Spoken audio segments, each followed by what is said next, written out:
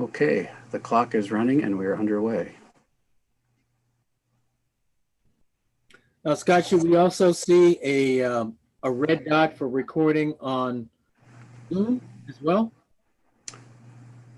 Yeah, you should see it on the screen in Zoom. I see a live on YouTube. That's the YouTube recording. Right. What about Zoom? Does Zoom record also?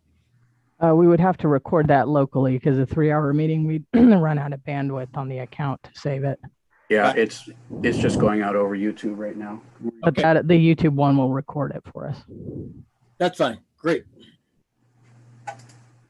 All right, I have about 2 minutes until the hour. We'll give it that much time, and then we'll get started, folks. We have 6 people watching now on YouTube. Excellent. Ralph's here. The party started. You need to unmute yourself, brother. How you doing? Let's do it. We're good. How are you? Doing good. You're Awesome. looking sharp. Yeah, thank you. Thank you. I'm in the office. Oh, wow. Yeah. No lights though on Saturdays. I forgot about that. Yeah, okay, fair enough. So at least I think they'll come on after a little while, but it's a two-way switch, so I don't know if they're on or off. So I keep every 10 minutes I go over there and I just toggle it into a different direction. Let's see what happens. There you go. Yeah. So those budget cuts are really a bear. I'm telling you, it's affecting everybody. At least it looks like you got a nice window there. I mean, there's a lot of light on you. Oh, absolutely. Yeah. Here, you ready? This is my view.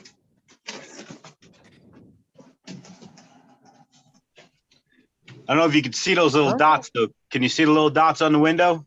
Uh-huh. Yep. That's the government's way of thinking they can keep the sun and the heat out. So it's about, I don't know, I think they said it's about a $75 million project, maybe something like that. Oh, wow. So all of this, I don't know if you can see it, but they said they'll recoup the cost back in about 150 years. Oh, good. Well, there in you energy, go. in energy savings. So it's worth it. Is that Sean's old office? What's that? Is that Sean's old office? No, it's my cubicle. Okay. But we used to have, well, I'll give everybody a quick talk. So we used to have offices. So Mike Barron had an office, and then I had an office here. But in order to make room for the OTO, and then Mr. Dawson's office, Mr. McGrantz's, and Miss Terry's office, we had to kind of tear down the walls and put up some spaces. So that's kind of, it's probably bad video, but yeah, that's the space. This is where we live. All right, folks, I have 0900. So All right. I will call this meeting to order. Pam, would you please so note that time? And I want to welcome everyone to the Spring 2021 District 9 Western Region Board meeting.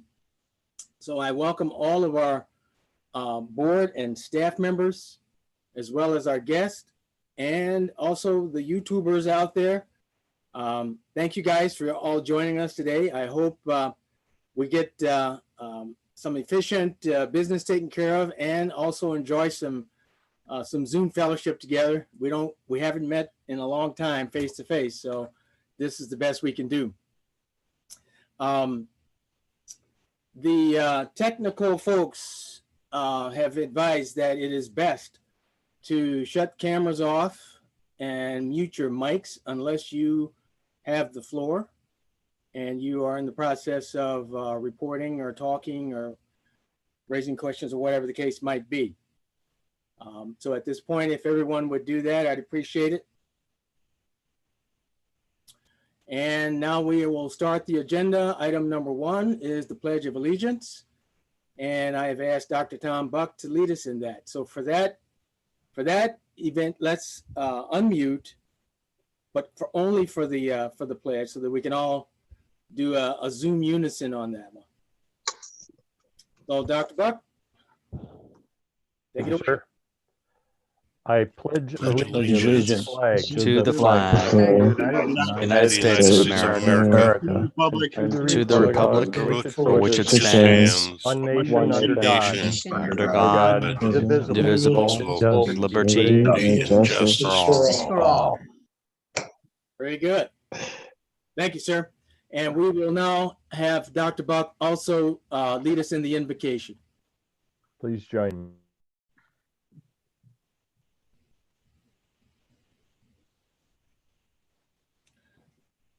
Tom, I'm afraid you're muted. Okay, sorry There about we go. that. Okay. Eternal Father, strong to save, as the traditional hymn of the sea services offers praise to you, the creator and preserver of all, we come before you to invite your presence in our lives, that we may be the beneficiaries of your love and mercy, your direction and protection, your wisdom and your power, that our service to others may be a blessing that comes from you working in us. We ask your blessings on our efforts today and throughout this training venture. Thank you for those who have prepared this for us, those who instruct, those who lead, those who support, and those who maintain, that we might find the way to excellence in knowledge, skill, and service. Expand our ability to be reflective, that we might realize the purpose of the methods we learn and have the wisdom to apply our knowledge and skills where and when they are needed.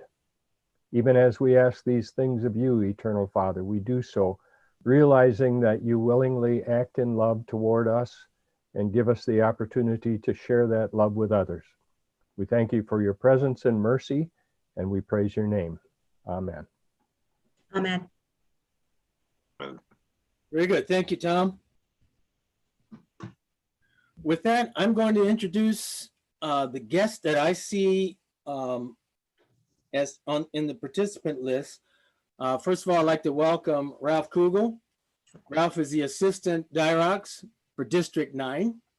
And he's also currently acting as Dirox for District 9. So he's got two jobs and one paycheck. So that's typical government action going on there. Ralph, welcome. Thank you for joining.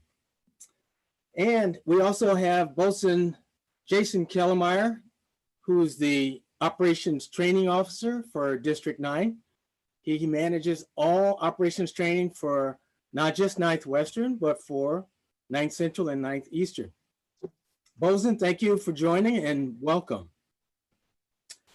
At this point, are there any other active duty guests that I'm not seeing in the participant list? If you are out there, please unmute and introduce yourself.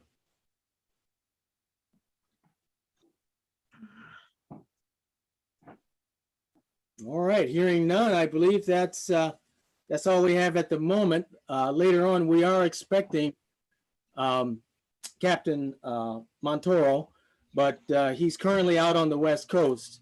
So he told us, he gave us fair warning, he would not be joining right at the beginning of the meeting. So hopefully he'll catch up with us a little further into the program. I guess I should also welcome Commodore Mullally, although he is sometimes considered a guest, sometimes not. Depends on what hat he's wearing. If he is wearing his immediate past District Commodore hat, he's just one of us. If he's wearing his DNACO Atlantic West hat, then he's a guest. So either way, however you view him, welcome, Tom. Thank you for joining as well. All right, that's why I have a hat rack. Sounds good. Okay, at this point, we will move to item 4, roll call. And Pam, I understand from your text you might still be having some audio problems. Can you hear me? I can indeed hear you. Then we're good. I rebooted. There's Excellent. always hope. And there's Jen. So thank you. Go right ahead. Thank you. We begin. District Commodore Harvey Randall. Present. District Chief of Staff Sonny Thatch. Present. Thank you. Immediate past District Commodore and current Deputy National Commodore for Atlantic West, Tom Mullally. I'm here, Pam. Thank you. DCAP East, Michael Stroud. Present. Thank you. DCAP South, Tim Derry. Present. Thank you. DCAP West, Peter Kabinski. Aye. Division 31 Commander, Robert Kumpf. Present. Thank you. Division 31 Commander, Jen Austin. Division 33, Pam, Oh, I'm present. so sorry. No worries. You can tell I'm reading. Thank you. Division 33 Commander. Thank you. Division 35 Commander, Gerald Kulik. Present. Thank you. Division 37 Commander, Craig Feldy. Present. Thank you. Division 39 Commander, Sean Landa. Present. Division 41 Commander, Tim Cooper. I will come back. Is there Division Vice Commander, Bill Glisson? Tim. Cooper is present. Sorry, I had my audio, my mic That's off. okay. It's going to be a fun audio day today. I have you recorded as present. Thank you. Division 43 Commander, Tom Matt. Here. Division 45 Commander, David Rappy. Present. And Division 47 Commander, William Meehee. I'm right here. Thank you. I have called everyone and they have all responded present. Thank you, Pam. Mhm. Steve, do we have a quorum? Commodore, you have a quorum. Thank you, sir. Very well. Now we'll move into the opening session. And the first thing we need to do is put our solemn faces on here. And we're going to take a moment to recognize our members who have crossed the bar. John McDonald will lead us in that ceremony. Thank you, Commodore. Yes, we did have two members who crossed the bar, actually both earlier this year. We'll start with, I got to hit the right buttons here. Commodore Ed Barron from Flotilla 3511.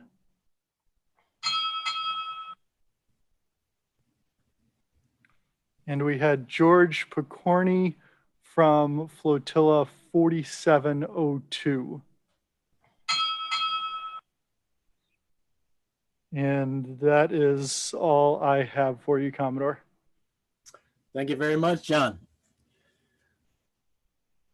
Okay, as we move next to the updates from our guest speakers, I will not read their bios in the interest of time. We do have a folder on the OneDrive account which contains all the leadership bios, and I encourage you to read along as you like, to get the background from those bios for our guest speakers. Now, in order to take advantage of the OneDrive, you must go to the district website and you must log in to the member zone. Once you're in the member zone, go to the home page and click on events and scroll down to the spring March board meeting. And then from there, you'll be able to navigate to a number of different resources, including the associated documents with this session, with this meeting. So there are quite a few out there. They're organized in folders. Thanks to Ruth R. Jima for getting those set up for us. And that's where you'll find the bios. So we will start with updates from National. So at this point, I'll turn it over to Commodore Mullally. Good morning, 9 Western. There's your immediate past copy. Thank you again for your introduction. At national level, I'll give you a few topics that we're discussing up here. Number one is near and dear to all hearts is Yawkes Data 2, still being worked on. Jen Austin happens to be on our staff, national staff now for that. So congratulations, Jen. Thank you. But they're still working on the migration from the old data. And some records are still missing. They have not stopped. Every week we get an update. And again, they're still working on it. The AAMS system, they're still working to get that reactivated. Recruiting through that system, unfortunately, there was a security issues. Active duty cyber techs saw some other additional issues, so they're still working and make that a more viable system. For those that are not aware, aux chef is now a 2-tier system. You have 2 levels of an aux chef. One is the one that you see now that can serve on galleys and stations and on cutters. The other one is going to be aux only. The rewrite for that 2 different tiers is coming out. The one that can do galley work has to still have 12 hours a year of service in a station galley or ship galley. The other one, they're still mandated figuring out what kind of hours they need to do on that. Videos coming out now from National will have a last page will show credits. So if any district wants to make videos for marketing or training or something else, the last screen can show your people who actually created the video. Kind of like the end of a movie, you see all the credits roll up. Well, we're now authorized to put the credits on the back of that video. I want to congratulate everybody on our national board meeting we had. We had 400 people online. Usually you get about a total of 100 in a room. So we have 400 online. We're looking to keep going. I do not foresee YouTube being turned off for any future board meetings at national. This will just grow as we go on. BSX. Our current Captain Johnson will be retiring shortly. We'll be having a new one, Captain Glendye, Glendye. He'll be taking over in about the next 2 months. But remember, have your membership know, bring us down to flotilla level. Anybody that writes their congressman or the commandant, that causes what's called a congressional. At that time, everything at BSX stops. Wonder why the new manuals take so long? They keep getting congressionals. So please follow your chain of command. If you don't like the answer you get at one level, you go next level up, next level up. But once you get to the national board, pretty much if it still hasn't changed, chances of it changing beyond that are slim to none. So just FYI. Pushing historians. You'll be seeing this come out officially in the future publications, but we're looking for districts to establish historians. A lot of history is being kept at certain districts, others not so much. This holds true not only at the national or district level, but at division and flotilla levels. You might want to consider having a ADSO or a FSO aide, or an aide, I should say. It won't be a flotilla staff officer or division staff officer, but an aide that can start keeping track of all your different meetings, memberships, accomplishments, etc. Might be something you want to consider. Leadership competencies. Again, without a leader, no organization can survive. Those online classes that we've had, Harvey knows of them. I know he's been pushing them down to the DCAPs and the division commanders. They must have 5 competencies you got to take online. Every member can take level 1. So I would really strongly recommend doing that. You know, we have to stand and have our next leaders ready to step up. So hence, please can do those. And I know Harvey's been looking at that intently. So thank you, Harvey. National conference in Orlando is a go at this point in time. They are planning. I happen to have a agenda by me. It's going to be very jam-packed. We missed the national conference last year. We missed N-Train the beginning of this year. And National Commodore Maluski has stated that this NACOM will be unlike anything that's been experienced before. Just FYI. So if you can get down to Orlando, go for it. Right, lots of training. The DSO selection to code and NACON has not been done yet. We have submissions. We're waiting for the National Commodore to pick who's going to be going. So that's still out there. Marine, I'm not going to steal your thunder, but we are looking for pharmacists. It's out the entire organization to help with the active duty due to COVID vaccinations for the active duty side. Not only that, this week, all active duty medical was called to the southwest border for the migrants. And we're looking at our aux medical people to start backfilling rapidly. So just heads up on that. You'll be seeing more on that as well. And I'm sure Harvey has mentioned already, the annual PSIs still going down. If anybody, remind your members, every year they're doing background checks on a local law enforcement national database. If anybody has anything that comes up, they ought to bring it up first to their flotilla commander and have them bring it up straight to Durox, so they're aware they're not going to get blindsided. All right, it helps us mitigate up front before they coming up surprisingly. Social media issues.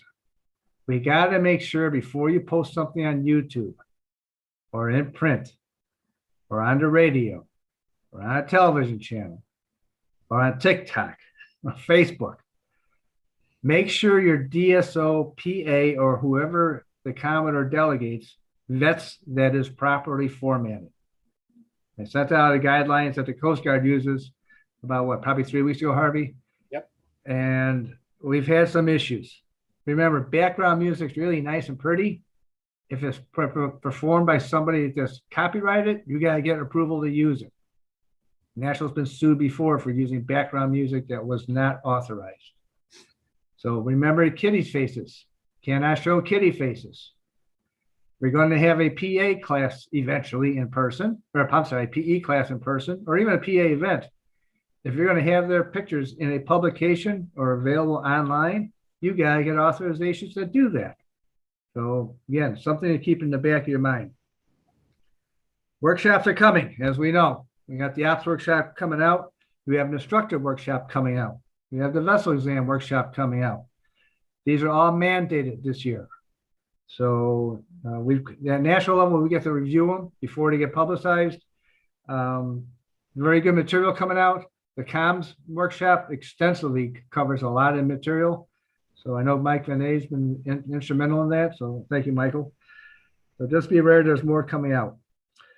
Chief Durock's office will be posting Coast Guard events on his website that allows auxiliaries to participate in. For example, a virtual 5K run that was out. That is something that was on Chief Durock's website. Start getting used to checking that and passing it down at your division meetings. It really comes in handy. For right now, especially being the fact that we're restricted at the current time, there are activities we can do that will you can interface with different people in Texas, in Washington State, in Maine. So try to look at these and get more of a unison together. There will be a DHS Outstanding Unit Award coming out. This is kind of like the Katrina Award. All right, there'll be more on that later. I'm just giving you a little taste. That's it. Wet your whistle. So you'll see more on that later. We're looking for an Assistant Chief of Administrative Procedures for the Legal Department, National Legal. The ANACO CC Chief Counsel is looking for people to help with fraudulent mariner licenses. And he's putting together a mariner task force. So maybe some interesting people. It doesn't have to be legal, but if you're good at reading lots and lots of fine print, that'll be the one you want to look at. Replacement ODUs uniform. It is coming out. It's not going to change. Basically, the material will look very close to the active duty, but there'll be two levels of material. One's a lightweight, one's a heavier weight. So the lightweight is very breathable. You won't be as stifling in the summer as the current ones are. However, the name tags, the color of the name tags, and the Coast Guard Auxiliary will be different than what the active duty has. That will identify us. There will be patches on the side, and your office is worn on the front tab, not on your collar. So that's part of that. Two last things, email signatures. When we get to my level, if I go down with everything I'm currently involved with and put my email signature at the end of my email, it'll be twice as long as the body of the text. So we're asking people, when you're sending an email, sign it with the signature that the email covers. For example, if I was the Fox chef, I would put down OFF, Tom O'Lally, AUX FS, not the NACO Mission Support / Atlantic West / IP Media Pass DCO 9 Western, et cetera, et cetera, et cetera. Just sign it with the title that applies to that email, please. All right, same holds true as letters. Lastly, core training. We've got to make sure that all the people check, and I have all my Commodores report to me, the 6 different regions, that you have to make sure that core training is completed for all your leaders. All right, this is something that unfortunately we're finding that we just got the reports running, and I believe Jen may have had some part to do with that, where we know who's current in the core training renews every 5 years. And I see Jen just acknowledged me, so thank you. Yes, we have to make sure that people have their training current. We're finding some people in different districts that are holding high offices and haven't done the renewal after a 5-year time. So this is up to the Commodores to ensure that their people are current on their training. Other than that, I'm happy to say that, from 9th Western, we're doing fantastic. I'm under Harvey's tutorship. Again, there's a guiding light coming from this district to national, and they're well aware of us, all of us. So, Harvey, that's all I got. Thank you very much. Thank you, Commodore. Appreciate that. We do have our next speaker is on board here. I introduced him earlier. That's Assistant Director Ralph Kugel. And Ralph is going to give us some updates from District 9. Thank you, Commodore. You're welcome. Good morning, Commodore Randall, immediate past Commodore Malawi, DNACO, good to hear you, good to see you. Chief of Staff Sonny Thatch, good to be with you today as well. 9th Western board members and leadership team, and all the auxiliary members out there that are kind of watching us as we do this today. Thank you. Pleasure to be here with you. I'm going to do something a little bit different here too. Being that I've got this afternoon, we're going to do a little Q&A with everybody. I'm going to kind of say thank you in a way, and kind of do maybe a little walk down memory lane here from March to March, maybe. So it's extraordinary to think, right? It's kind of hard to believe that it was just exactly a year ago, almost, at least this month, earlier this month, that we were asked to kind of shelter in place, right? To kind of stay home, don't come to work, don't go outside, don't talk to your neighbors, so we could avoid this new strain of this COVID-19. Businesses shut down, companies started making ventilators, right, for hospitals. Workers were deemed essential. Disinfectant wipes, paper towels, TP was nowhere to be found. People all over were getting sick, and even much worse. It was scary for a lot of people. It was scary for a lot of us. We had no idea what to expect, how long we would have to stay at home before we could see our relatives, before we could get our children back to school, till we could get back to work. Less than a year later, amazingly, right, we didn't have one, but we had, I guess, really basically due to some American hard work, right, and scientific ingenuity, we had 3 vaccines that are available to us now. Things, as we move forward, right, we're starting to see that after a year of lockdowns and restrictions, and they're starting to loosen up. Even if it's ever so slightly, things are starting to loosen up. It's been a long year for all of us, and I hope that you and your families are well. And I pray that you have the strength to continue to do what's needed to be done as we inch back closer and closer to opening up the country. Thank you to those of you that are doctors, nurses, frontline workers, have family members that are in that line. I am grateful and very appreciative for everything that you and your families have done. Americans all over this country have stepped up and done amazing things. And the members of the 9th Western Auxiliary Region, you are no different at all. You have done extraordinary things in the times of crisis when your country has asked you to. Last year, from March to March, you accumulated almost 141,000 hours of volunteer service. Thank you. I know it's tough waiting and wanting to engage and to do what you love to do, to support the active duty. But you understand, and you know, and you do what is good for the public and what is good for the Coast Guard and what's good for the country. You are not selfish. And again, on behalf of the DIROC staff, we thank you. Captain Montero, we thank for his exceptional operational leadership from Sector Lake, Michigan, and the 9th Western Region auxiliary members during this pandemic. Commodore Randall and immediate past Commodore Malawi, we are thankful for your guidance, dedication, and leadership to the auxiliary during this pandemic also. As we move ahead, the DIROC shop will continue to provide guidance and updates. We're still working within the confines, right, of our district phase 2 pandemic reconstitution. So as you've heard from Commodore Randall, right, Lieutenant Commander Morgan has retired. His replacement will be arriving in July. The transition, we hope, should be seamless. We continue to support and provide the best service in the country, I believe, in the country, to our D9 Coast Guard Auxiliary.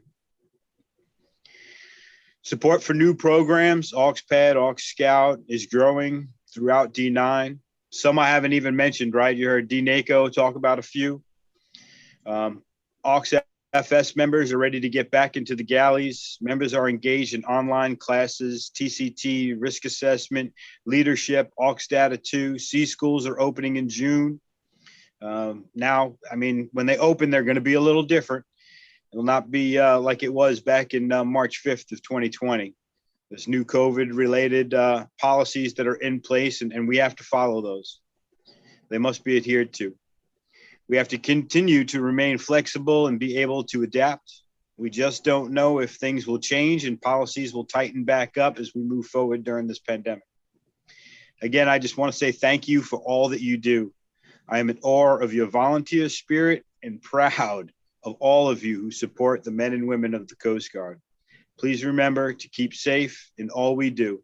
Thank you. Semper Paratus. Thank you, Ralph. Appreciate your kind words. Thank you very much. Okay. The next speaker on the schedule is Captain Montoro, Sector Commander, Sector Lake Michigan. However, Captain is on the West Coast, as I mentioned earlier, and he will be joining us approximately at 10 o'clock. So what we're going to do is proceed with the agenda, but once he gets here, we'll pause and take his remarks as he arrives. So next up then, I'll just say a few words and give you guys a little bit of an update on what we've been working on here in 9th Western. The last meeting we had back in January, we talked quite a bit about the chain of leadership and management, which there is a pictorial version of that in non-military circles. It's called an org chart. And that's out on the OneDrive account, so you guys can take a look at it. There have been some changes since January. We are filling some of those office vacancies that we reported back then. I'm very happy to bring on board Bob Allen as our new DSO MT and Keith Servillis as our new DSO MA. And to Commodore Mullally's point about the historian, I'm very pleased that DCAP Mike Stroud has accepted a position as a ADSO in the PA arena, serving as our new district historian. This is very encouraging, very good news, because as Commodore Mullally mentioned, there's so much that we have such a rich history, not only in the auxiliary, but right here in 9th Western. And Mike brings some unique qualifications. He's actually a historian of sorts, as well as he's pursuing a degree in military history. So he will definitely be doing some great things for us in that regard. So welcome aboard to all the new officers that have come on board. We also have made progress on our AUCs. As you guys know, I announced a 3-way vetting process for the auxiliary unit coordinators for the various stations and station smalls around the lake. We have started to fill those. The process takes a while because it does involve, in some cases, personal interviews and phone calls with the OICs. And I do appreciate your patience, and especially thank the acting AUCs from the previous year. So keep doing what you're doing. We're making progress. If you read my report, which we'll talk about reports a little later in the program, I list all of the changes that have been made relative to the change of leadership and management, and you will see those up to date on the OneDrive. There are still some key openings that I want to make a point of at this time. In particular, DSO vessel exams is an area that we have received no candidates at this time. So if anybody out there is expert in vessel examinations, if you meet the minimum qualifications of being a member in good standing, if you've got some good experience and background in the vessel exam arena, please reach out to either myself or Chief of Staff Thatch. Let us know you're interested, and then we'll start the process of interviewing for that particular job. That's the only job that has not received any candidates. The other position that is out there, and we have many candidates for, is emergency management. So emergency management we've been very active in terms of vetting the candidates for that particular job. And I want to thank Anthony Marzano, who is serving as National Director of the Q Directorate, for doing the vetting process. Anthony has actually got the expertise needed to screen candidates, and he's doing a fine job at that. So we're hopeful that we'll have an answer soon on those candidates as well. So I'm looking forward to filling that position, as well as the vessel exam position and any of the other openings. Take a look at the PowerPoint that's out there, and you'll see where we still have vacancies. And if you feel you're qualified, by all means, step up, throw your name in the hat. The other thing that we talked about in January was the op plan. And the op plan is very critical to our success this year. Now, what we're going to do is continue to work with Sector Lake Michigan. We have ASC Tom Buck working very closely with the planning directorate at Sector. And we are, at the moment, where we're focused is getting the auxiliary activities baked into the Sector OPD. The OPD, we have received one, by the way, from District 9. So now the next step is to get the OPD fully tied out with the op plan at the sector level. And I'm hopeful to share with you guys a new op plan, a complete op plan, within the next few weeks.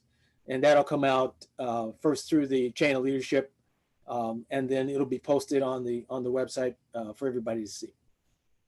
So at the moment, there's no changes from the last meeting we had, but we are making progress. Good news, we are planning to return to a full in-person D-Train in the fall. Mark your calendars now for the weekend of October 15th in Lisle, Illinois. Now, this is all, of course, contingent upon the District 9 reconstitution plan. Right now, it's in phase 2, and no such things are allowed. But we've got a few months to go, and there seems to be progress being made in terms of the pandemic and the vaccinations and so forth. So I'm hopeful that we'll be able to return to our usual D-Train weekend down in Lisle by October. But of course, that's the caveat I have to put out there. If things go south for some reason and we don't continue to make progress in the pandemic, then we won't see any relief coming out of the reconstitution plan. But I'm hopeful that there will be relief coming.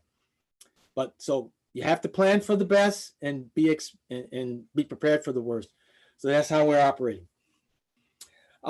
Speaking of D-Trains, we have the virtual equivalent of our spring D-Train going on right now as we speak. The E-Train is happening. It started on the 22nd, on Monday. And I want to send my thanks to the conference committee and all of the instructors for putting together a fantastic program. This is it's getting better and better. We're getting very good at this.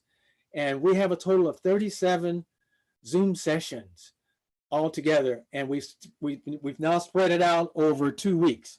So from March 22nd through April 1st, there's just a variety of offerings, all subject matter, all mission areas, leadership, IT, you name it, it's out there. There's something for everybody. And I encourage you all to take advantage of these sessions. And again, I can't thank the committee enough and the instructors. Fantastic. Bravo Zulu to all you guys. Okay, we are doing very well on time, but I'm going to go ahead and start into the awards presentation. And with that, I'm going to turn it back over to Assistant Dirox Ralph Kugel. And he has a few awards that are coming from District 9. I think you guys would be very pleased to hear these. Thank you, Commodore Randall. Hope everybody is doing well. The first award we would like to kick off, and let me get it all pulled up here, is Tony. Let's do Terry's first. All right. Now, you know what? Let's do the Flotilla of the Year. How's that one sound, Commodore? Can we do that one? Good. Yep. Flotilla of the Year. All right. Flotilla of the Year. The Commandant of the United States Coast Guard takes pleasure in presenting the Coast Guard Auxiliary Flotilla Meritorious Achievement Award. Auxiliary 9th Western Region Flotilla of the Year for Flotilla 095-3107 for service as set forth in the following citation. For exceptional meritorious service from 01 January of 2020 to 31 December of 2020, the Auxiliary 9th Western Region Flotilla 3107, Grand Valley, Michigan, is recognized for their outstanding achievements in direct Coast Guard support, public education, public affairs, member training, vessel examination program visits, marine safety, recruiting, and member growth, compiling a total of 3,945 hours of service to the Coast Guard and the Coast Guard Auxiliary during the year. During this past year, and despite the COVID-19 pandemic, Flotilla 3107 continued to make an impact in the Coast Guard's numerous mission areas. The flotilla recruited 5 new members. 2 of the members made an immediate impact by qualifying and joining in support to the Coast Guard healthcare and ministry directives. Embracing esprit de corps, flotilla members teamed up with local Coast Guard recruiters and the U.S. Coast Guard Academy recruiting program, providing more than 20 hours of volunteer service, recruiting new members. In addition, Flotilla 3107 received the NACO 3-Star Diversity Award and the NACO 3-Star Flotilla Growth Award. While many of the auxiliary missions were limited in 2020, 3107 leadership worked with the members and emphasized personal development, resulting in 10 members obtaining new qualifications or certifications. Flotilla members also conceptualized and hosted several virtual fellowship events for all members of the 9th Western Region and the auxiliary as a whole. Flotilla 3107 lives by the motto of honor, respect, and devotion to duty. The dedicated pride and professionalism displayed by the members of the Flotilla 3107 are in keeping with the highest traditions of the United States Coast Guard and the United States Coast Guard Auxiliary. Signed for the Commandant, Kevin D. Floyd, Captain, U.S. Coast Guard, Chief of the 9th District Prevention Division. Great job. Fantastic.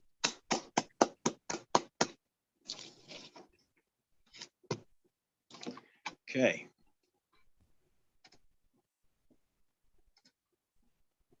All right, and the next award is going to go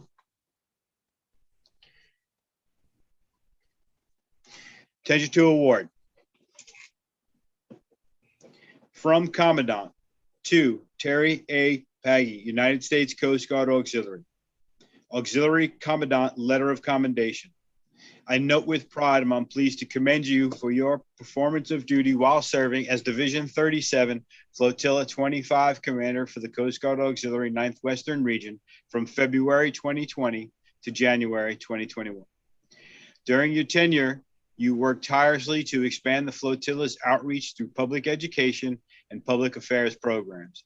Heightened by the global COVID-19 pandemic, you organized a series of online paddle safety classes that reached an audience of almost 600 recreational boaters.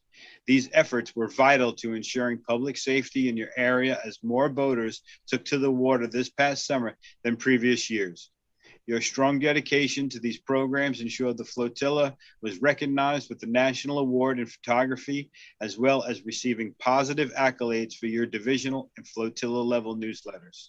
Your exceptional leadership and devotion to duty were instrumental in the face of multiple leadership challenges.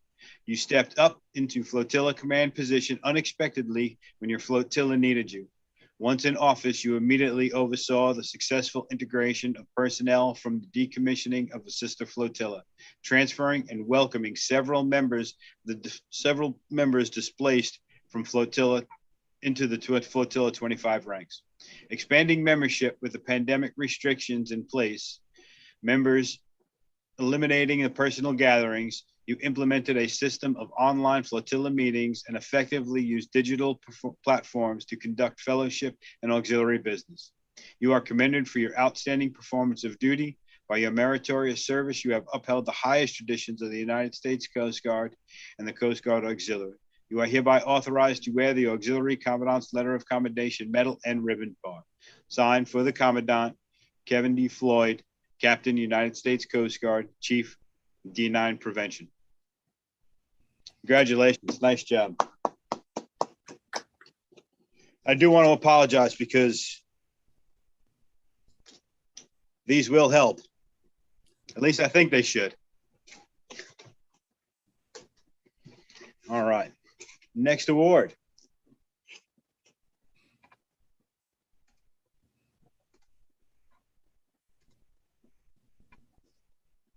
Okay. Attention to award. Citation to accompany the award of the Coast Guard Auxiliary Achievement Medal to Peter V. Kapinski, United States Coast Guard Auxiliary.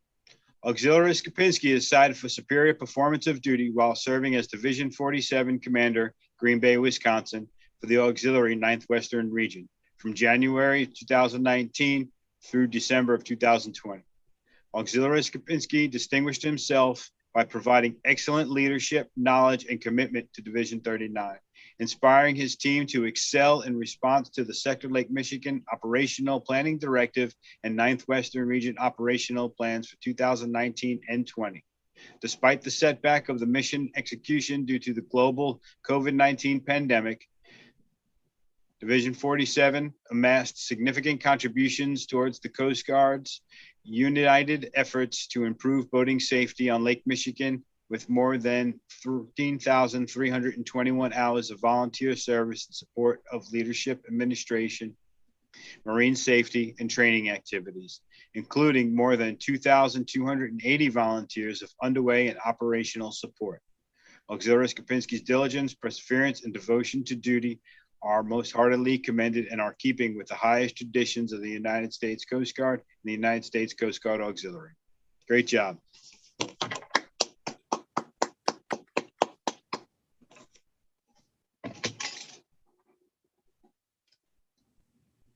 right.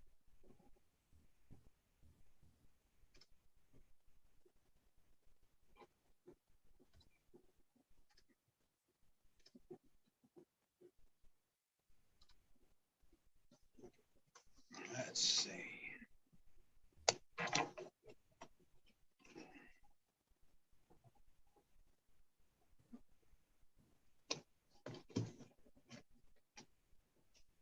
Okay.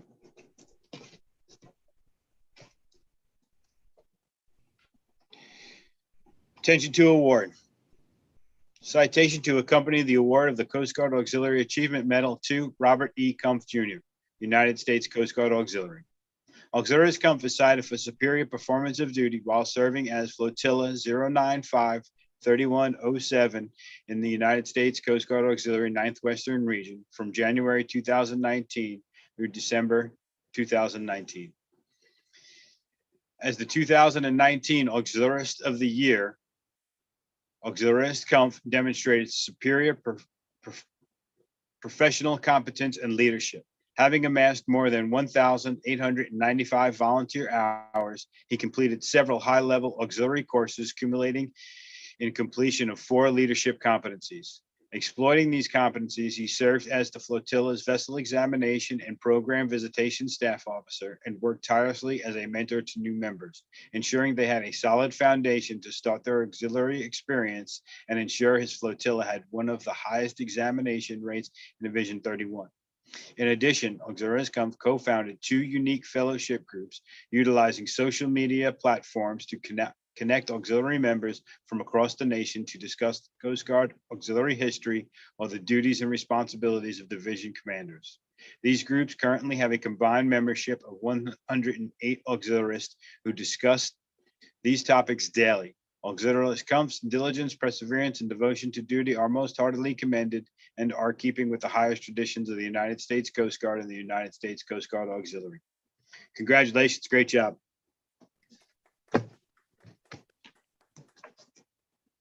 Okay.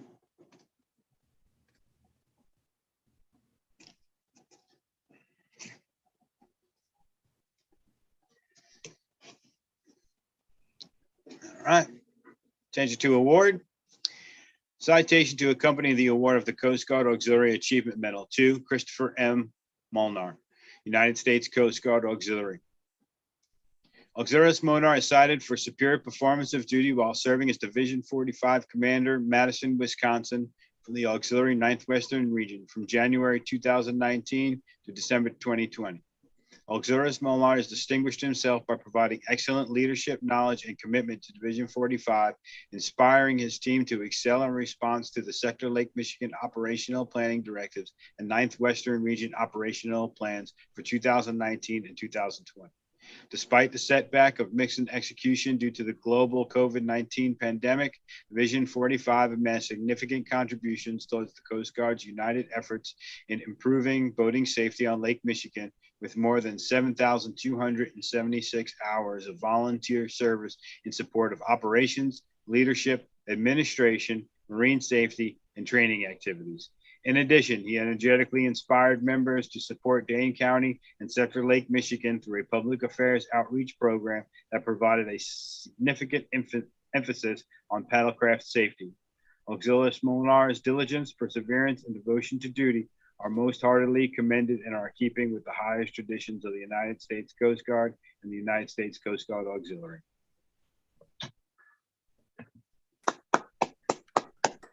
Well, hey, congratulations to everyone.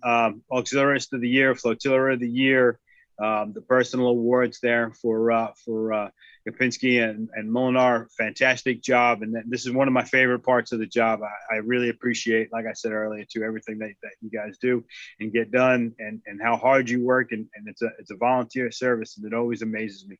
Truly meant it when I say that I'm in awe of all you do. So thank you. Great job. Kudos. All yours, Commodore. Thank you, Ralph. Appreciate that. I have a few to give as well. And I'm going to start with some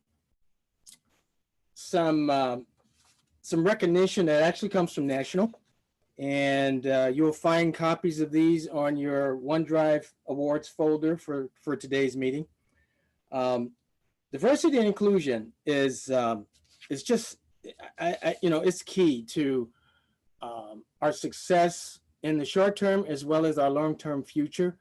We absolutely have to embrace diversity, and we've done a great job up until now. We've been hitting this very hard, and that recognition did come through, and you will see an example of that posted in the awards folder.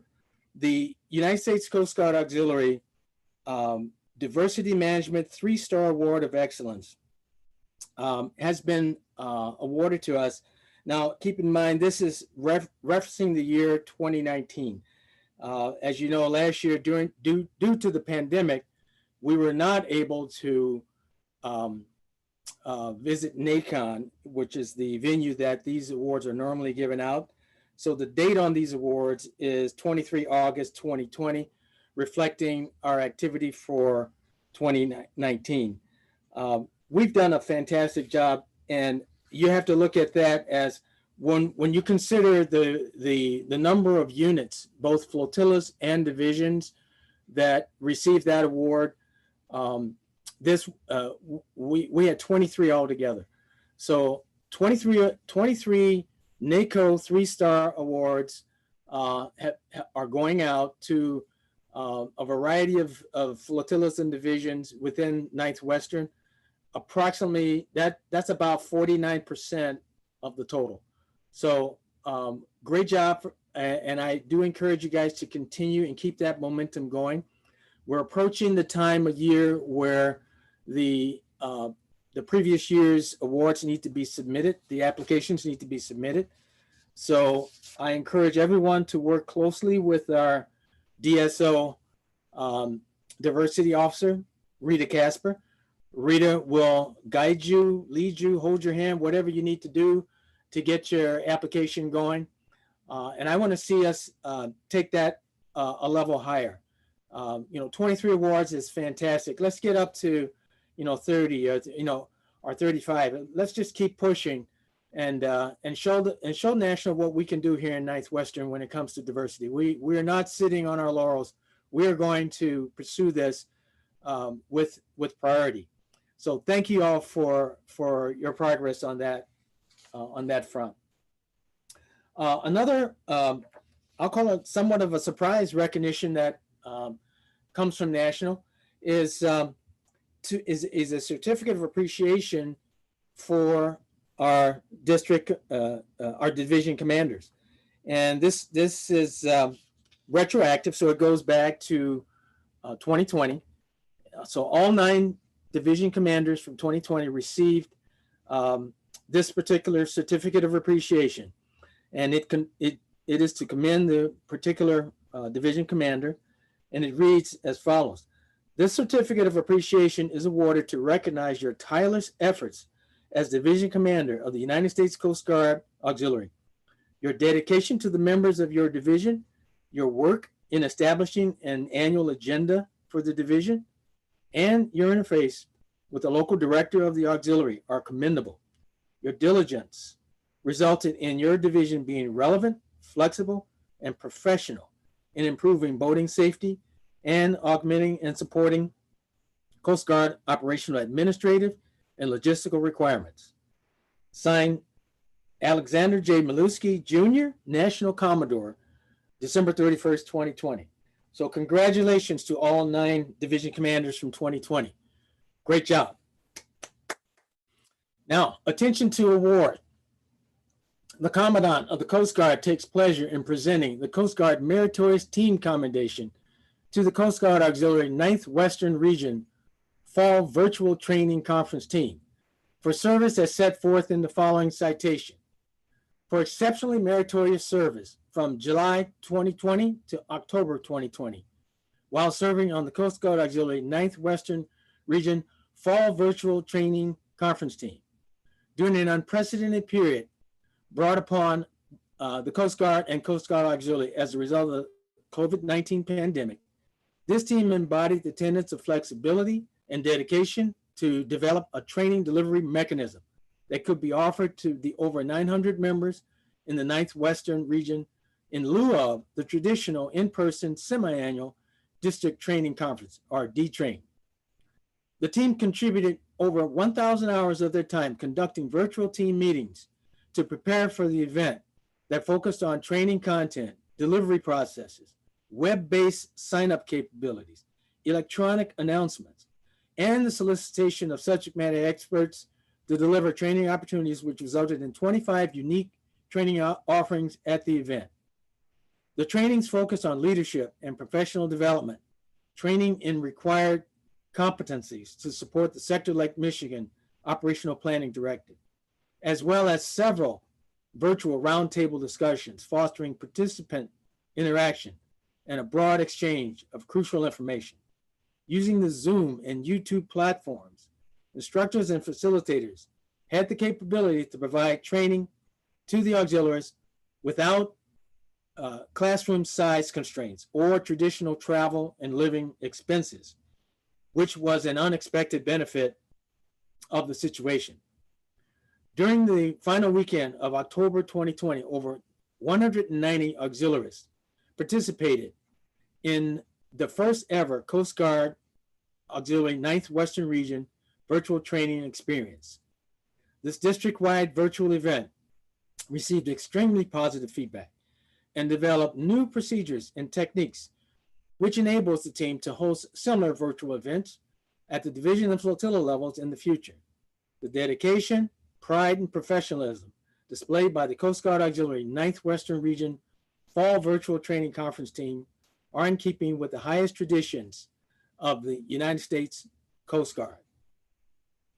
For the Commandant, DP Montoro, Captain, U.S. Coast Guard, Commander, Sector Lake Michigan. Congratulations, guys. And as we are witnessing today, you're keeping up the good work, and we are continuing this tradition. Thank you very much. Attention to award. Citation to accompany the award of the Auxiliary Medal of Operational Merit to Gary Markle, United States Coast Guard Auxiliary. Auxiliarist Gary Markle is cited for outstanding meritorious achievement and operational skill in his performance of duty on August 8, 2020, while serving as Good Samaritan during a rescue off 63rd Street Beach, Chicago, Illinois. Shortly after departing from Station Chicago, Auxiliarist Markle and his wife Shelley overheard a distress call on Channel 16 reporting a drowning victim submerging and resurfacing. Acting swiftly, Auxiliarist Markle notified the Coast Guard Station Chicago and diverted his jet ski toward the reported beach to aid in the recovery of the victim. As they approached, he and his wife communicated with a nearby vessel who directed them to the precise location of distress where swimmers had located the victim on the bottom of the lake. Once on scene, Auxiliarist Markle immediately realized the challenges rescuers in the water were having recovering the victim and dismounted his jet ski without hesitation to assist in the recovery. After swimming through a crowd of people, he helped bring the unresponsive victim to a nearby vessel. Astutely noting the victim's condition, he recommended placement of the victim on their stomach to help prevent asphyxiation from any water which may be trapped in the lungs. Auxiliarist Markle then began coordinating and transporting local first responders to the emergency scene. He assisted by escorting the vessel carrying the victim to the shoreline while his wife provided CPR throughout the journey. Auxiliarist Markle's perseverance, dedication, and devotion to duty are most heartily commended and are in keeping with the highest traditions of the United States Coast Guard and United States Coast Guard Auxiliary. Congratulations, Gary. Nice work. Attention to award. Citation to accompany the award of Auxiliary Medal of Operational Merit to Shelley Markle, United States Coast Guard Auxiliary. Auxiliary Shelley Markle is cited for outstanding meritorious achievement and operational skill in her performance of duty on August 8, 2020, while serving as a Good Samaritan during the rescue off 63rd Street Beach in Chicago, Illinois. Shortly after departing from Station Chicago, Auxiliarist Markle and her husband Gary overheard a distress call on Channel 16, reporting a drowning victim submerging and resurfacing. Acting swiftly, Auxiliarist Markle notified Coast Guard Station Chicago and diverted her jet ski toward the reported beach to aid in the recovery of the victim. As they approached, she and her husband communicated with a nearby vessel who directed them to the precise location of distress where swimmers had located the victim on the bottom of the lake. Once on scene, Auxiliarist Markle immediately started directing vessel traffic, providing a safety perimeter around the incident and facilitated communications with local first responders. The victim was recovered aboard a vessel and the crew requested Auxiliarist Markle's assistance. Bravely dismounting her jet ski to board the vessel, she rushed to the victim's side to direct and provide CPR. Auxiliarist Markle's astute judgment and operational acumen allowed her to provide compressions to the victim and ensuring their safety throughout the transit. Auxiliarist Markle ensured proper CPR and medical attention were provided to the victim until Chicago Fire and EMS personnel arrived. Auxiliarist Markle's perseverance, dedication, and devotion to duty are most heartily commended and are in keeping with the highest traditions of the United States Coast Guard and the United States Coast Guard Auxiliary. Congratulations, Shelley and Gary. Fantastic work. Thank you so much.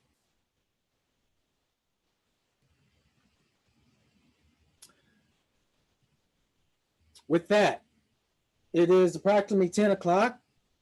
Let me check in with ASC Tom Buck. Do we have the captain with us at this time, Tom? I have not seen him sign in yet. We're still at the same number of participants. Okay, very good. Then we will proceed to our 9th Western Annual Awards. And for that part of the program, I'm going to turn it over to Dave McCartan, our awards coordinator. Dave, you have the floor. Thank you, Commodore. Good morning, everybody. Let me get my screen sharing going on here, and we will get started. And while I'm doing that, let's see if that's coming up.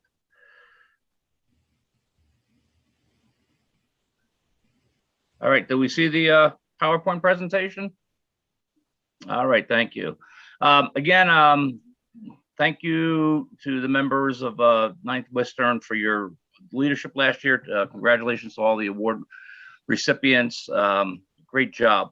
And I just want to remind everybody, especially our folks who are watching on Zoom, a little plug for awards. Awards are not only meant for people who hold office, but anybody who's going above and beyond the call of being a member is eligible to receive an award.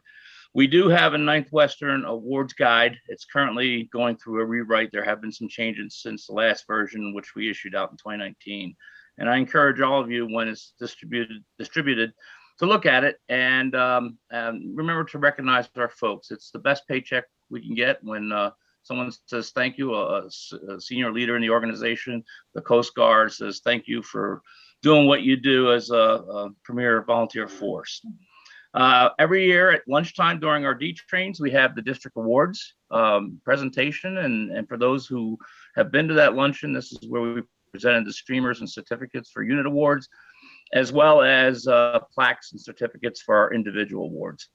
For anyone who's new to the process or wants to understand how we about coming up with a unit award, in any of our traditional areas, operations, training, vessel exams, public education, and program visits, in order for a unit to compete, 20% of the membership must have that qualification. For example, if a flotilla wants to compete for a vessel exam award, 20% of the membership must be vessel examiners, and then they can go ahead and compete.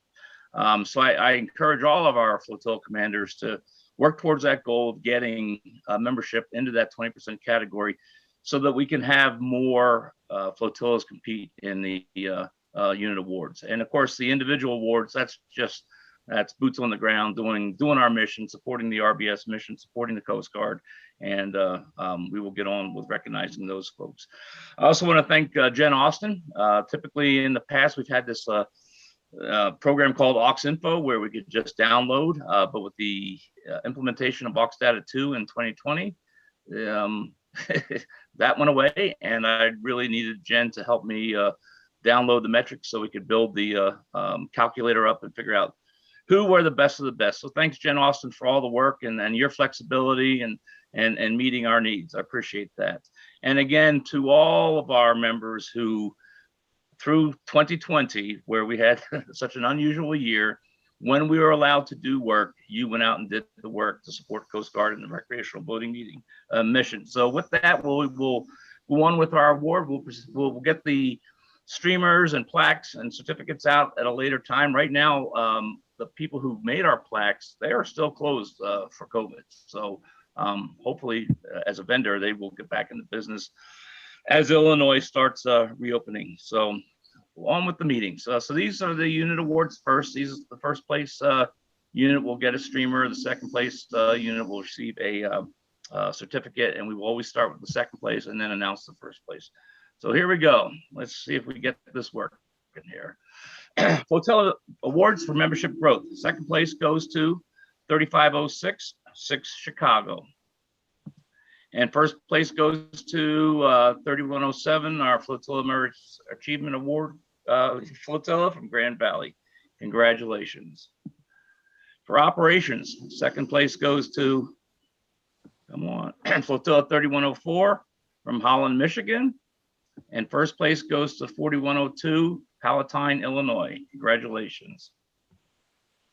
Public education, second place goes to 3703 Illinois Rivers. And first place goes to 4702 Green Bay, Wisconsin. Congratulations. For member training, second place goes to 3107 Grand Valley. First place goes to 4303, which is Milwaukee West. Congratulations. For vessel exams, 3104 from Holland, Michigan is second place. And 4104 Fox Lake, Illinois is first place. Congratulations. For program visits, second place goes to 3107 Grand Valley, and first place goes to 4104 Fox Lakes. Congratulations, both. For public affairs, second place goes to 3506. That's an error. That's 3506 6 Chicago, and 3725 5 Chicago are recipients for public affairs.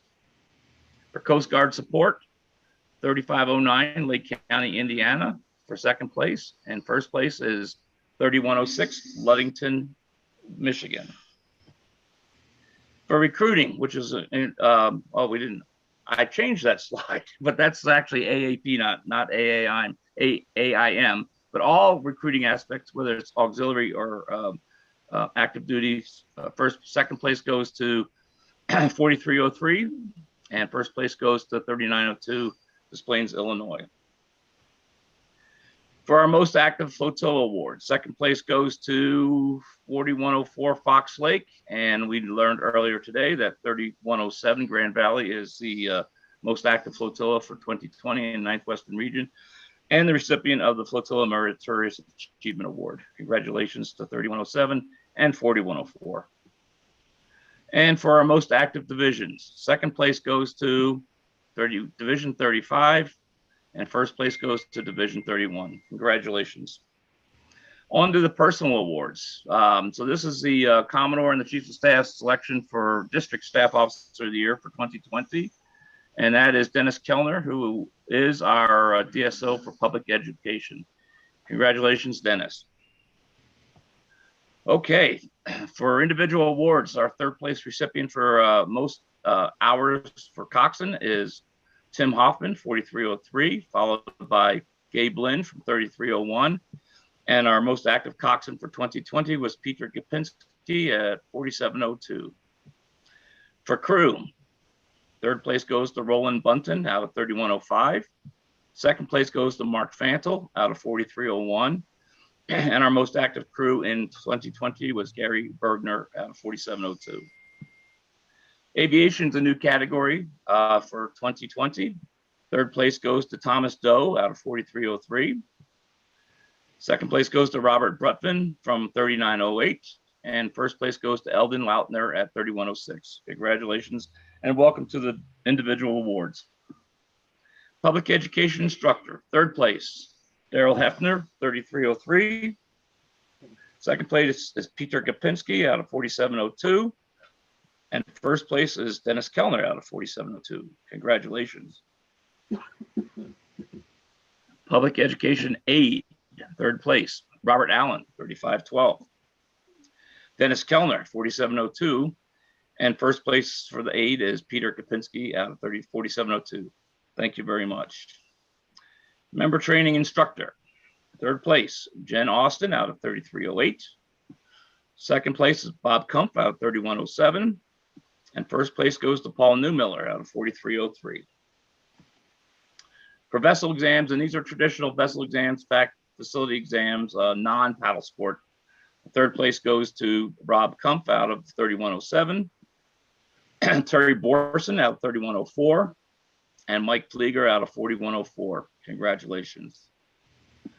Paddlecraft vessel exams, third place, Rudy Lyles, 3511. Second place, Sally Stolnicki, 3511. And we actually had a tie in first place. Both individuals had the same amount of paddlecraft exams, Tom Mullally and Les Piscopos. And if you see, we had a trend there, 3511. We know what they were doing last year. Thank you. Program visits, third place, James Benison, 3308. Second place, Rob Kumpf, 3107.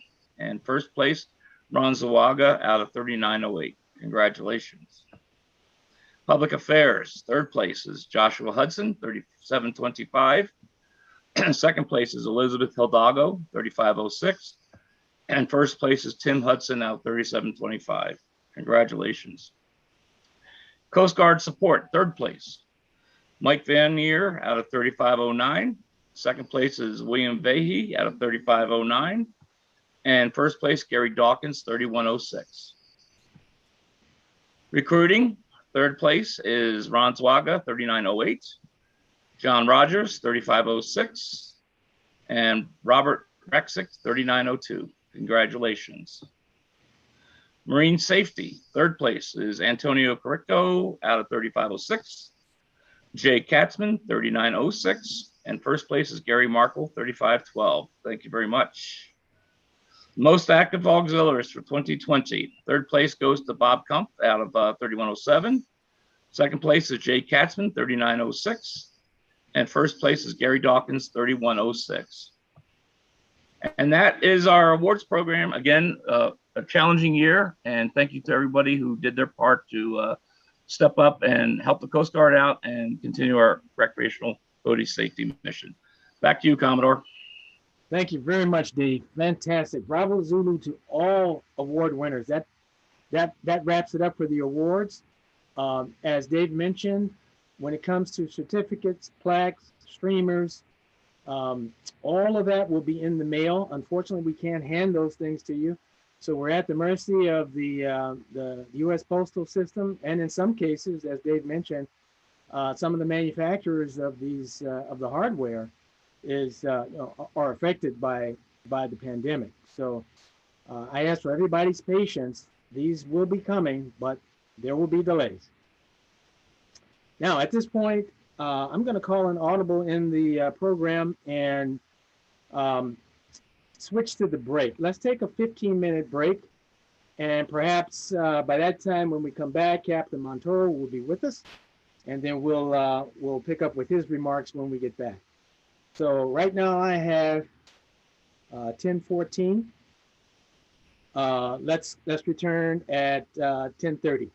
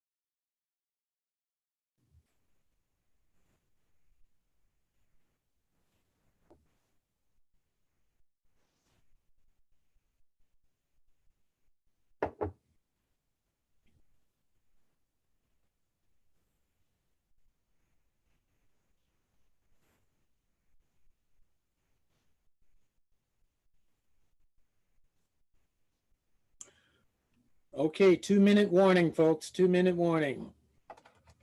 We will resume.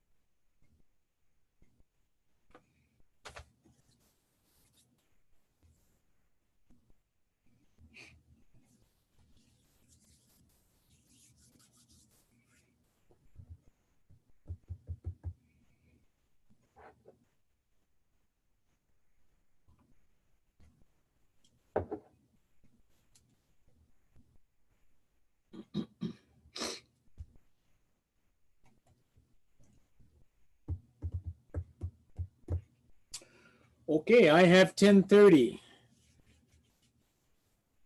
So let's resume. Thank you, John, for the warning message.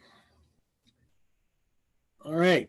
Let me start with ASC Buck. Do we have an ETA on the captain at this point?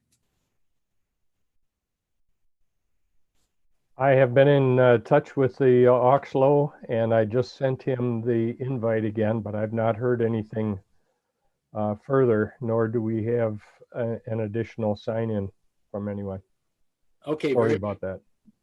Thank you very much, Tom. Please keep an eye out. Meanwhile, we will proceed with the agenda. Next up, we have communications and notices. And the first one is Commodore Van Dinter talking about nurse support for the Coast Guard. Commodore, you have the floor. Thank you, Commodore Reindl. As you mentioned earlier, Ann, it is noted that the Coast Guard does need some pharmacy help. In addition, I received a communication from the Admiral in charge of the Coast Guard medical team, and they are looking for registered nurses to help the Coast Guard as well. It's very difficult because when I go through our list of skills for 9 Western, some nurses put that in as a skill set, others don't. So that's why I am imploring that the division commanders and the flotilla commanders bring it up at their meetings to see who is a registered nurse. And if those individuals would be interested in helping the Coast Guard, please to get in touch with me, and I can review more of the needs of the Coast Guard as well as what they will have to have an experience. Okay? Great. So we can add to that, as Commodore Mullally suggested, pharmacist. So now we're talking pharmacists as well as nurses. So division commanders, please get that word out to your membership. Appreciate that. And I did talk with the HS2 at Sector Lake, Michigan. And, you know, they've been shut down pretty much like everybody else has because of COVID. And they have been working through some of their immunizations. But as Commodore Mullally indicated, many of the Coast Guard medical staff are down at the southern border right now. So we will need some individuals more locally. In addition, Commodore Staggs was not able to get in for his report on Coast Guard support. So he asked that I read it. And he indicates also that the Coast Guard support membership recruitment will be in April. So to watch for that information to come out and to consider donating to Coast Guard support, primarily because during this last year, Coast Guard support helped 61 auxiliaries, and that's fairly good. I mean, so when we are putting our money into Coast Guard support as an auxiliary, we actually get it back in our time of need. And if we have auxiliaries who are really struggling, they need to think about Coast Guard support. And then secondly, we had, and that was $138,000 went to those individuals. And then, I'm sorry, I got it the wrong way around.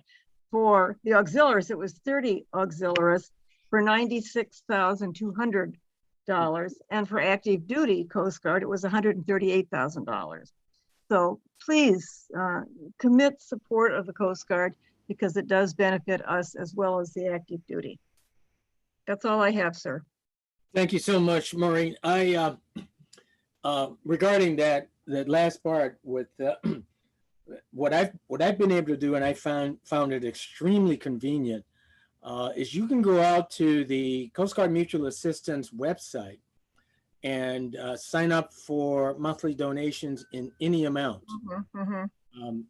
You know, a couple dollars, to whatever you like, and they will automatically withdraw it from whatever account you specify or your credit card. I used to, make, annual donations around tax time. Yeah. And I switched to that monthly thing, and it really works well. And you just kind of set it and forget it. So I do the same thing, and it's very convenient. And, it's one of those things that people think, well, my $5 or $10 aren't going to make a difference, but they truly do. It sure does. It sure does. Well, thank you for both reports. Let me switch now to Mike Wydell, and he'll give us an update on the Amy Gustafson Seeley Scholarship Fund. Boy, that's a mouthful to say sometimes. I just call her Amy. Well, I guess I'd like to start out. There may be some people on the call who have no idea who Amy was. So she was a member of 4105 Waukegan Flotilla. Originally from Cleveland, Ohio. Their family relocated to Illinois when she was about 8.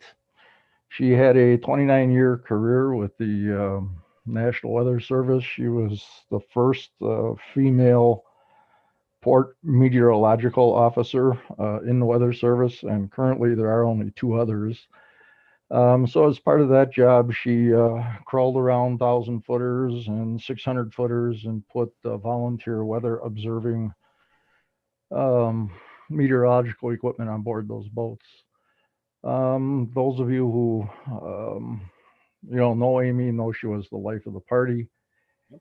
And unfortunately, she had a brain aneurysm and succumbed to that at the age of 49.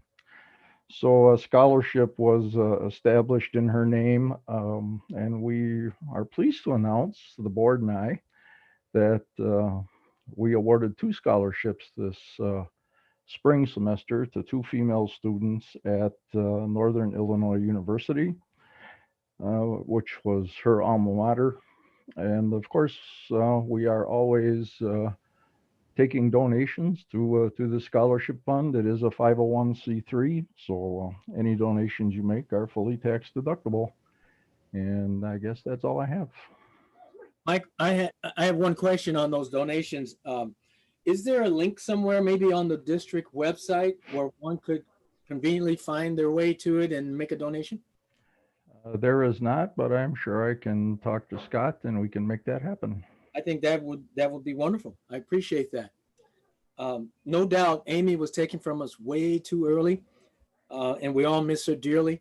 So thank you, Mike, for keeping us appraised of the status of her scholarship fund, and we want to continue to support that in the future. Thank you, Commodore. You're welcome. Okay, let's move on to the business session. At this point, let me ask Pam, do we need to reconfirm attendance? Can you tell if everybody make their way back into the meeting? Because sometimes after, an hour or so, people kind of wander away. Actually, I could try to scan through. Okay. But, or if you like, we can take another roll call real quick, just to make sure. Would it be permissible to just announce the division number? That would make it quicker if you're looking for speed. No problem. Go right ahead. All right. I know you are present. Is Chief of Staff Sonny Thatch present? Present. Thank you. Is immediate past Tom Mullally present? I am here. Thank you. DeKalb East, please. Present. Thank you. Tim Derry, please. Sorry. DeKalb Present. South. Thank you. DeKalb West, Peter Kabinski. Aye. Division 31. Present. Division 33. Present. Division 35. Present. Division 37. Present. 39, please. Present. 41, please. Division 41. I know Tim had trouble clicking on. All here. Thank you. I knew you were there. Division 43. Here. Division 45. Present. Division 47. 47 here. Thank you. We're all present, so it will save time when we do financials also. Very good. Thank you much. All right. First order of business is the acceptance of the 30 January 2021 minutes. And thank you to Pam, our records officer, who does a fantastic job with minutes. These are posted, and they have been posted on our OneDrive, so everybody has had an opportunity to read them. So at this point, I will accept a motion. I'll entertain a motion to accept the minutes as posted on the OneDrive account. Humph So 31, so moved. Second, Kapinski. Who is first, please? Rob Kumpf. Thank you. Okay, and I heard a second as well. Peter. Peter. Okay, great. It has been moved and seconded that we accept the minutes of the 30 January 2021 meeting.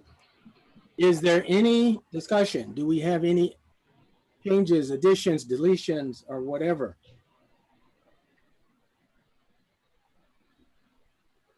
Hearing none. I'll call for the question, and to make this easy, let's just go for the nay votes. Are there any nay votes?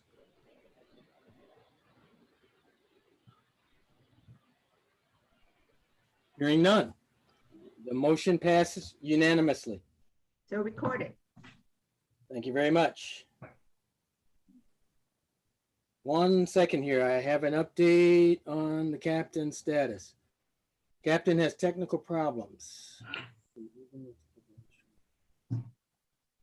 Okay, so he will not be able to join us, unfortunately.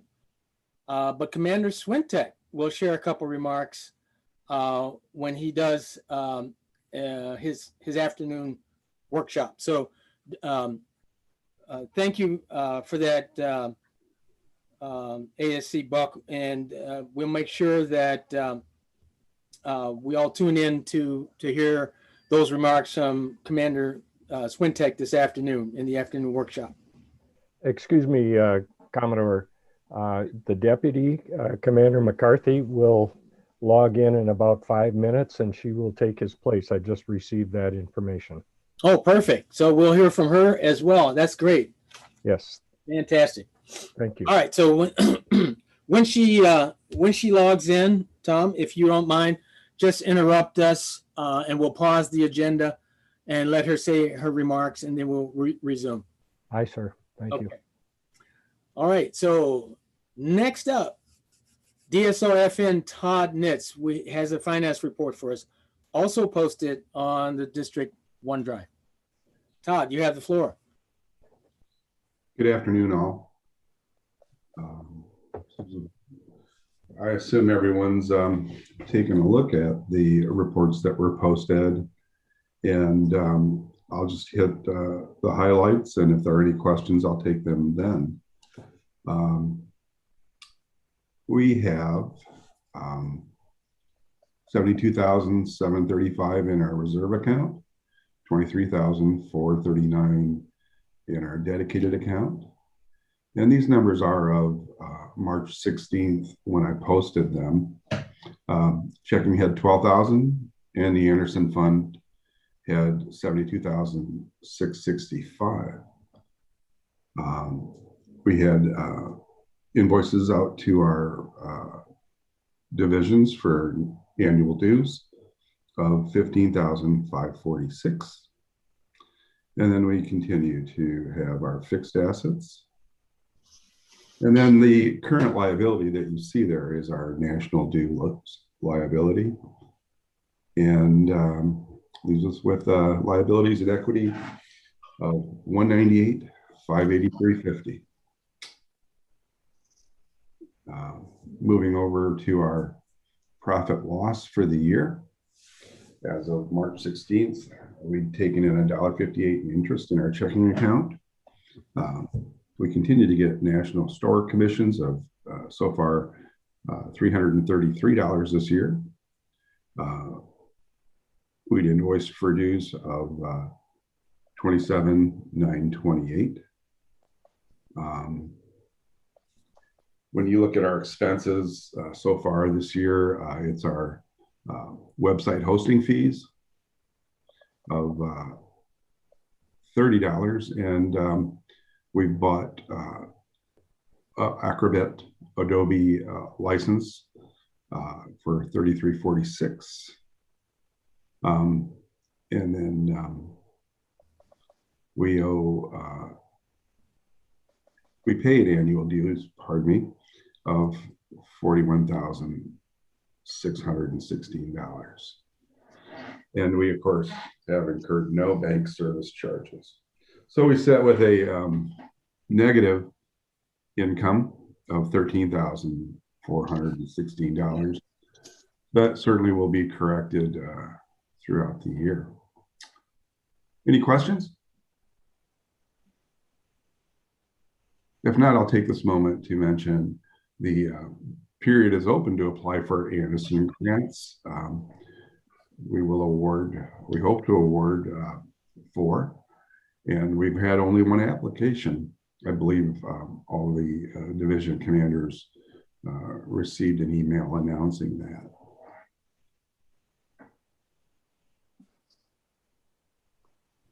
So I'm done. Thank you, Todd. So let me amplify that statement about Anderson Grant funds being available. Let's take advantage of those, guys. They are available for RBS activities of your units. So flotillas and divisions, if you have a need for funds to support your RBS activities, those Anderson Grant monies are restricted to only be used for this purpose. And we use the interest according to the rules that have been set forth, the legal terms for utilization of that account. And Todd, help me out. How much did we do last year? The last time we issued, how many grants did we make? Yes, thank you. We had only 2 applications, and I wasn't quite prepared for that question. I believe we gave out approximately $548 in grants. Okay. I will mention that our interest rates on that investment is going to be considerably lower than previous years. So these grants this year will probably be higher than next year's. And again, I'll thank the board for supporting using previous year's interest to be awarded in future years versus going to the principal and not being awarded. We have a very healthy endowment there, thanks. And we want to, this will allow us to get more of that money working. Thank you. Very good. Thank you, Todd. Okay, I'm informed by ASC Buck that Deputy is on board now. So I would like to introduce the Deputy Commander for Sector Lake, Michigan. I'm sorry. There she is. Hi. This is Commander Doreen McCarthy. So, Commander, thank you for joining and filling in at the last minute for Captain. Really appreciate you being with us today. Good morning, Commodore and everyone. I apologize. Captain Montoro's on leave. He's out in sunny San Diego, and he was having some technical difficulties trying to log in. So I offered to stand in for him. First, I just want to thank all of the auxiliary members for the time that you guys take to assist us active duty and reserve members, that we truly do appreciate everything that you guys do for us. I know COVID has certainly put a kink into everyone's plans last year, and I'm looking forward to this summer. You know, now that members are being vaccinated, I'm hoping that we're going to have somewhat of a normal summer here on Lake Michigan. Some of the things that are going around at the sector level that everyone may or may not know about. One is we've been meeting with your auxiliary leadership monthly. So Captain Montoro, Response, and Lieutenant Naprala have been meeting with the Commodore and his staff. We meet in person every other month. And I think especially for Captain Montoro and I, you know, coming up on our 1-year anniversary of being here at the sector, I think it's really assisted with the partnerships of the auxiliary, and just to reemphasize both ways that we're here to support the auxiliary, as well as the auxiliary is here to support us with recreational boating safety. With the loss of the OTOs, I think we are all struggling, especially here at Lake Michigan, and the sector is looking to try to formalize the auxiliary liaison officer to kind of fill that OTO role, because we're beginning to see that there is still a little bit of a strain of, you know, the role of the OTO, you know, is that supposed to be a district function now, or is that something that the sector is supposed to absorb? So I think working with Lieutenant Naprala and your Commodore, I think we're probably at a good spot right now. What would you say, Harvey? I absolutely agree, Commander. The creation of the aux-low at the sector level, to my knowledge, I think this is the first one we've had in terms of formal aux-low. And then obviously Doc Buck is an incumbent, and he's done the job for many years. He and Lieutenant Naprala are working well together. I really appreciate how they've engaged and brought forth the issues and the activities on both sides to coordinate and plan and proceed together. I really love the fact that we're having our monthly meetings, and I just feel like this is a huge step in a positive direction. And as far as the OTO is concerned, yes, I do agree. You know, there are some things that our local OTO, sector OTO, West Haslam, used to do for us that got to be routine and expected. But we also have an outstanding OTO in the form of Bosun Kellemeyer at District. And Bosun has really filled in and jumped on board and just smoothed things out very, very quickly. I'm totally optimistic that after we get through a few, let's call them, learning curve type things, we're going to be very, very well positioned in terms of how our operating procedures and that sort of thing. So yes, I thank you very much. Great. And then I just have two other comments. How are we working with the auxiliary? I think it's also important to highlight that I think this year with the operational planning direction, we've met with your leadership, and we're looking to include how the auxiliary can add their metrics into the sector's readiness. And speaking of readiness, I think that's one of Captain Montoro's and my watchwords are readiness. So, you know, it's important to us for everyone to be working on their ICS quals. You know, if you're training to be a coxswain, you know, readiness, the quals, it's something that Captain Montoro receives a quarterly brief on. So I just wanted to pass that to the auxiliaries that through your leadership, you'll probably hear the word metrics and just seeing how, quote unquote, how healthy the auxiliary is. And a lot of that is referring back to what those metrics will look like for you. I'm open up for any questions if anyone may have, Commodore, or if you need me to hang on for a little bit, I certainly can do that. Or do you have anything for me, sir? No, I think this is great that you were able to fill in so quickly for Captain. I'm going to deviate a little bit from the program because I noticed we do have OTO Kellermeyer with us today. And since we just got done talking about him, I'd like to just offer him the floor for a minute or two if he'd like to say a few words or if he wants to address anything that is on his mind.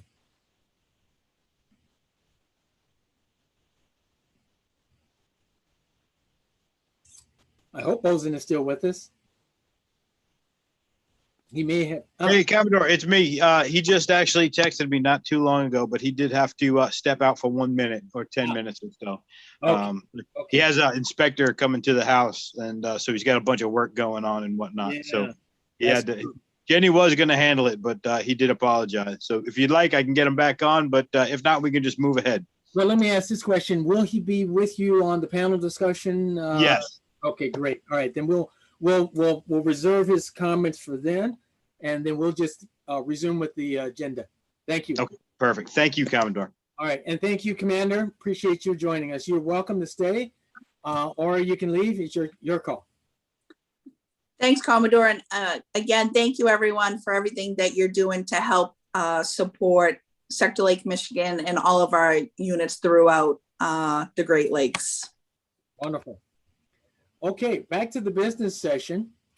Now we're going to move into officer report updates. And I want to thank everyone on the district board and district staff who submitted a written report in advance. I went through them. I read them all. I think we've got so much going on. There's no way we have time on this call to recap everything. But I'm extremely encouraged by the engagement, by the activities, the planning that's happening as we get ready for our underway season coming up very shortly here. So what we're going to do now is we're just going to go around, and I'm going to ask our records officer to kind of facilitate the discussion and give everyone an opportunity to give an update, verbal update to your report that was already previously submitted. Please don't regurgitate your entire report, just anything that has changed or anything that you'd like to amplify. Now's your time to do that. And then we are approaching the end of the meeting, so this will be your chance. If you have, let's call them closing remarks, go ahead and put those in as well, as long as we don't take too much time. Okay, so Pam, back to you for that. Thank you. I'm going to go alphabetically by position, and I'd like to start with Dr. Tom Buck in the Auxiliary Sector Coordinator. Do you have anything to add to your report? Thank you very much. I do not have anything to add except compliments to those AUCs who are working in a new situation and are being timely in their communications. Thank you very much. Are there any questions on Dr. Buck's report? Number of training is about half.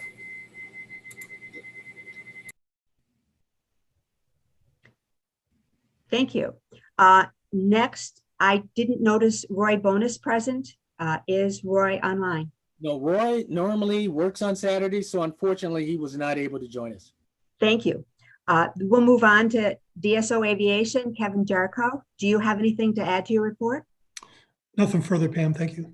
Thank you. Are there any questions on the aviation report? I hear none. And moving on, DSO Communication, Michael Vignier, do you have anything to add to your report?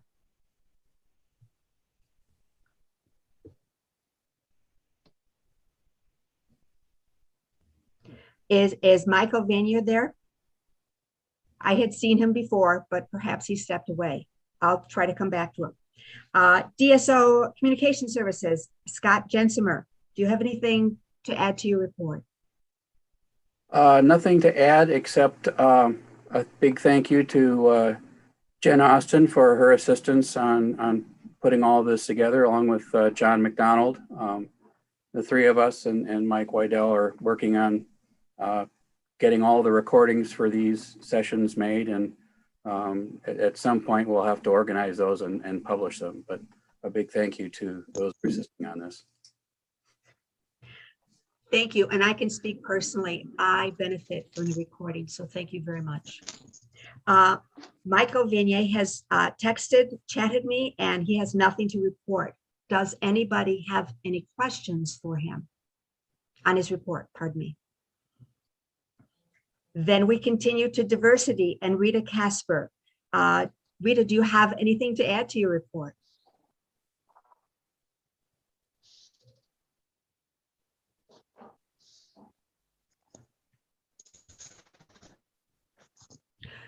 We will come back to Rita in a moment. DSO Food Service, Gail Sedlock, do you have anything to add to your report? Not necessarily to add to my report, but I'd like to make a comment about the two-tier system that's going to be incorporated in the auxiliary food service program. To allow auxiliaries who cannot work in galleries to still serve in the food service program. My concern is this. We joined the Coast Guard Auxiliary to be volunteers for the Coast Guard, to support the Coast Guard.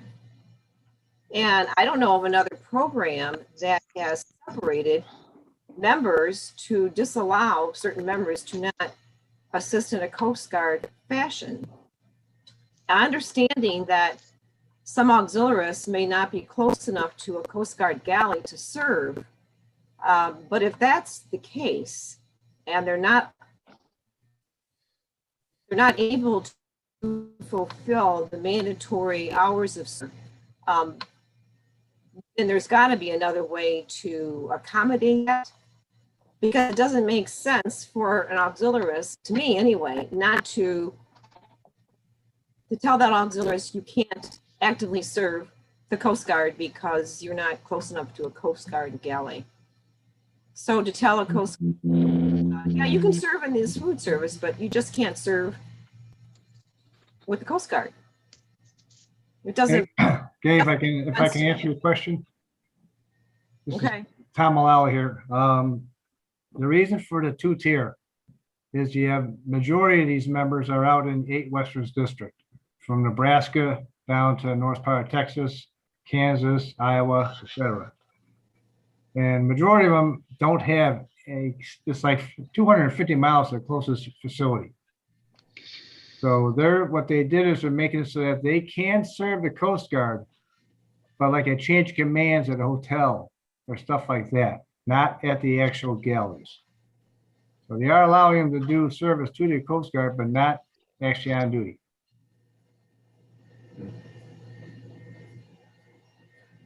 I understand that. I understand what you say, but if an auxiliarist cannot serve in support of the Coast Guard, then why would that auxiliarist want to become a part of that program? Personally, I don't think I would want to be. Well, you can serve, but you just can't serve under the auspices of the Coast Guard because of certain limitations. So why would one want to become part of the food services program? I can't look in the mind of 50 people out in the western states, but that's what was brought up, and that's what National decided to go with.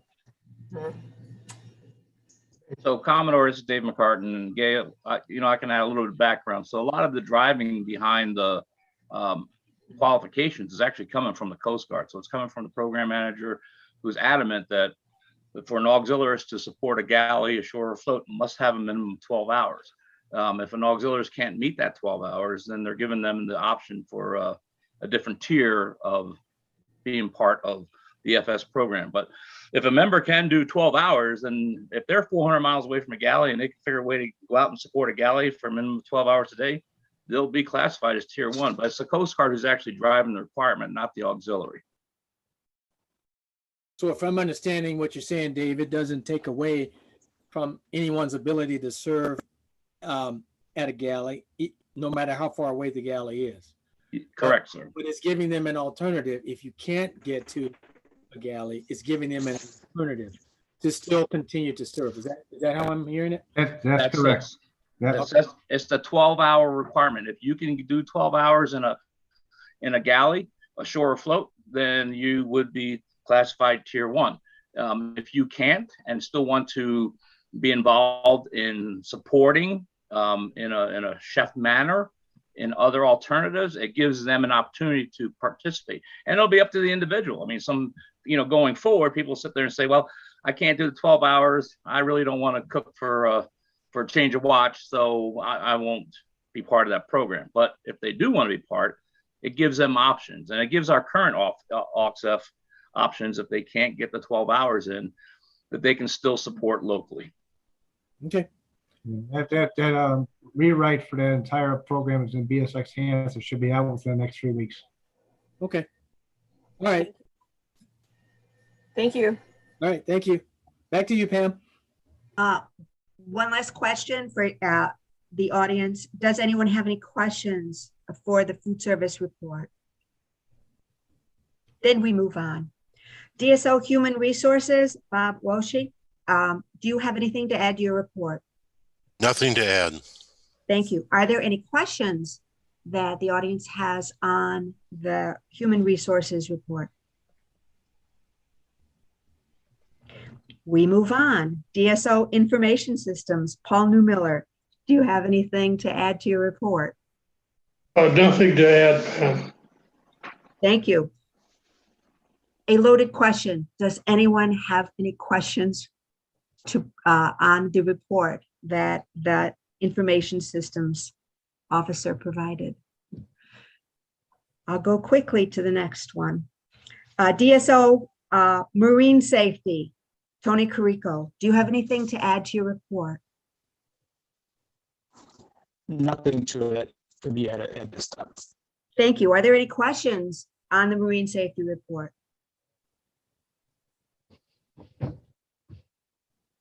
We continue. DSO member training, Bob Allen. Do you have anything to add to your report? Nothing to add. Thanks, Pam. Thank you. Does the audience have any questions about the member training report? We continue. DSO nav systems, Brian Hinckley. Do you have anything to add to your report? Since I submitted my report, I have received Payton inspection requests from Two Rivers in excess of 80, with 20 of them being Milwaukee area. And those are class 1 and 2s. The class 3s, there are going to be approximately 30. I do have a sit-down meeting with the officer in charge of Two Rivers scheduled next week. So that is in addition to what I had in my report. I understand. Thank you. Are there any questions on his report or the additional information?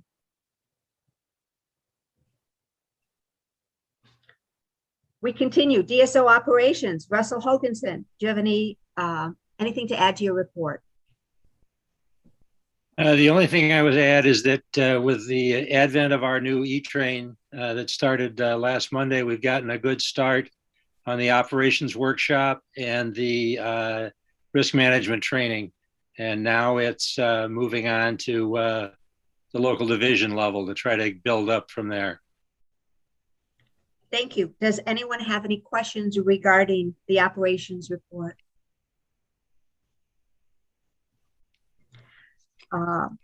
I did not note Shelley Marco present.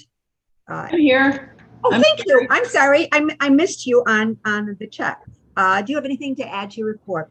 Yeah, and Pam, you might have missed this because I listed Gary first, so we'd be in the G. Thank you. Two things to stress. One, we are actively looking for a COSTI coordinator.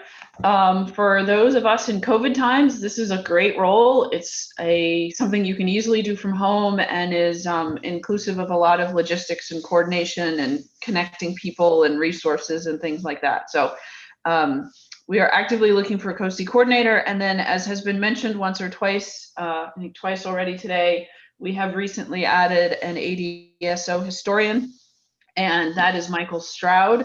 I'm going to ask him to say 2 sentences because you will, or 3, but you guys will be hearing from him extensively as we move forward. So if Michael, you could unmute yourself, and then if anyone knows a COSTI coordinator prospect, please let me know or talk to your local SOPA.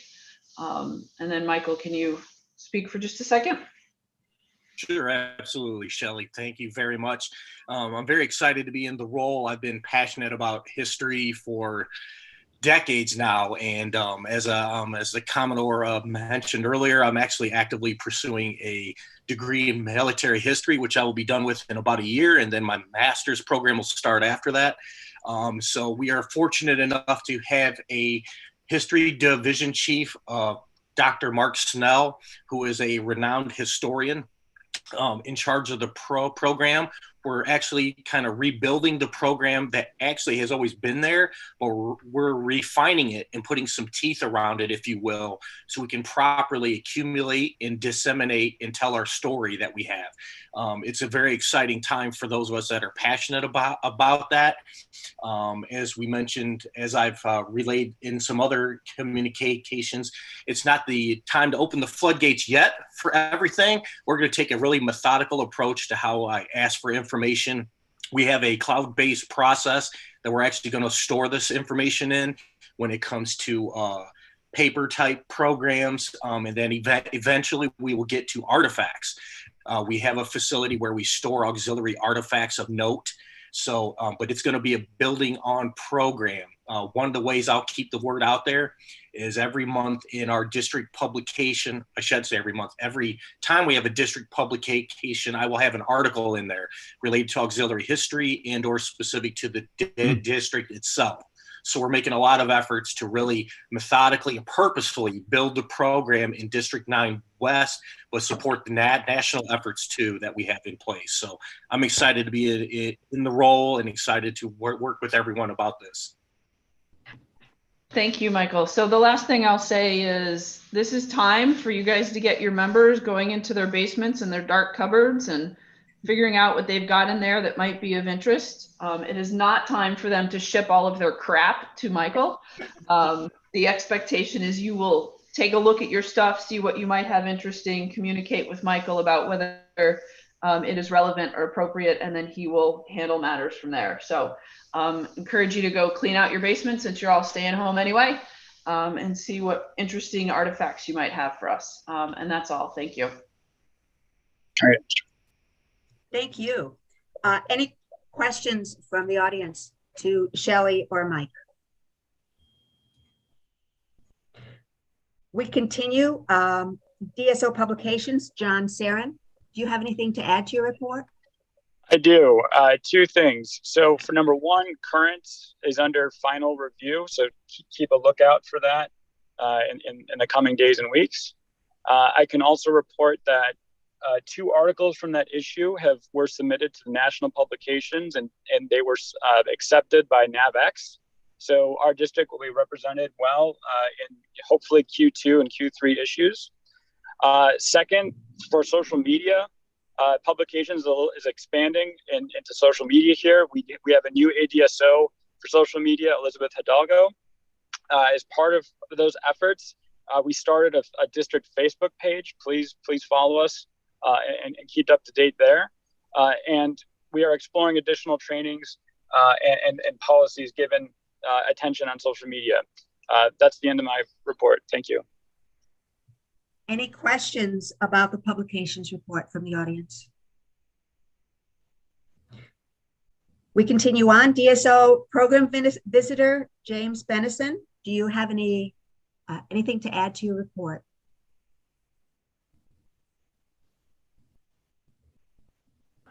Yes, two things. I submitted an article in Next Current magazine, and there's two activities that anyone in 9th Western that's in PVs can do, even if they have restrictions at their division. And the second item I want to bring attention to is we've got National Boater Safety Week coming up May 22nd to 28th. So we want our program visitors to be in full contact with all their partners and start increasing our activities. That's all I have. Thank you. Are there any questions for Jim Benison and his report?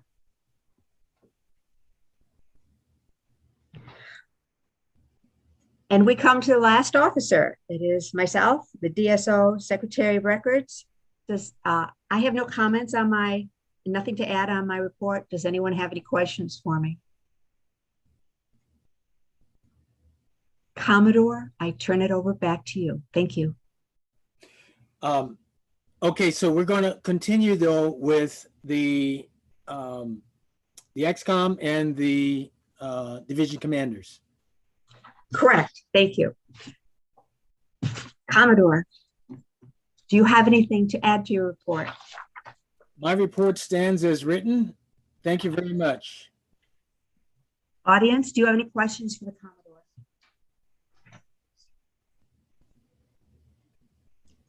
We continue. District Chief of Staff, Sonny Thatch, do you have anything to add to your report? My report stands as submitted. I would like to just take this time to again congratulate all the awardees for their hard work in 2020. And thank you to the district staff officers for submitting their reports for today's board meeting. Thank you. Thank you. Any questions for the Chief of Staff? We continue. Immediate past District Commodore Tom Mullally, do you have anything to add to your report? Nothing to add. Thank you. Do you have any questions, audience, for the Commodore's report? We continue. DCAP East, Michael Stroud, do you have anything to add to your report? My report stands as is. Thank you. Any questions for DCAP East's report? We continue. DCAP South, Tim Derry, do you have anything to add to your report? Thank you, ma'am. My report stands with one addition. Through the efforts of our Station Wilmette Harbor Auxiliary Unit Coordinator, Jeff Silberg, this week we learned that there is going to be some lifting of some of the restrictions on auxiliary facilities moored at the station and possibly some more space available. So in view of the fact that we only have one operational facility regularly assigned to that area, we are in the process of reaching out to surrounding divisions as far south as 35 and as far north as 41 to see if we can't maybe coordinate efforts to add some of, if they have facilities that do not have mooring space, to the fleet at Wilmette Harbor to facilitate two-boat training and so forth, at least for part of the season. Beyond that, I just wanted to thank everybody for their efforts today and congratulate the recipients of awards today. Thank you. Thank you, Tim. Does anyone have any questions regarding the DCAP South's report? We continue. DCAP West, Peter Kapinski, do you have anything to add to your report? No, I don't. It's as submitted. Thank you. Any questions regarding DCAP West's report? Thank you. Now, Commodore, I turn it back to you. Okay. Did we get the division commanders? I am so sorry. Thank you. First time. Should have made a master list. Thank you so much. We're going to go through the divisions. Division 31, Commander Robert Kumpf. Do you have anything to add to your report? Thanks, Pam. Just the only thing I would add is we are very humbled and grateful for the recognition that our division and our flotillas have received today. So thank you very much, everyone. That's all. Any questions for Division 31's report? Division 33, Commander Jennifer Austin. Do you have any additions to your report? I actually just have one item on behalf of the division that was brought to my attention in the last day or two. Ray Gervais, one of our members in the Michigan City, Michiana group, just celebrated his 30th year with the auxiliary, and here in the next couple of days, he's going to be celebrating his 95th birthday. That guy is an absolute rock star, and to this day, he plays volleyball. He says, I don't dig anymore. I leave that to the 60-year-olds. So that guy is just an absolute maniac. So happy birthday, Ray. Any questions regarding Division 33's report? We continue. Division 35, Commander Gerald Kulik, do you have any additions to your report? Good morning, everyone. Thank you. I have nothing to add to my report. Any questions regarding Division 35's report? We continue. Division 37, Commander Craig Feldy, do you have any additions to your report? No, ma'am. My report stands as written. Thank you. Any questions regarding his report? We continue. Division 39, Commander Sean Landa, do you have any additions to your report? Nothing to add to the report, but I would like to comment that Jeff Silberg is doing an outstanding job as AUC. Our station command staff this year has been incredibly gracious and inclusive. So I hope some of the active duty officers are listening to that.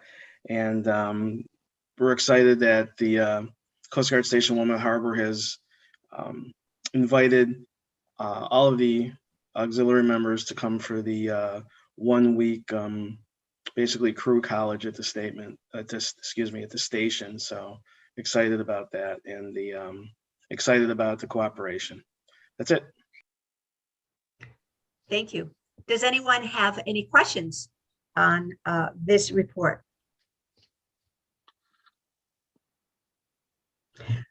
We continue.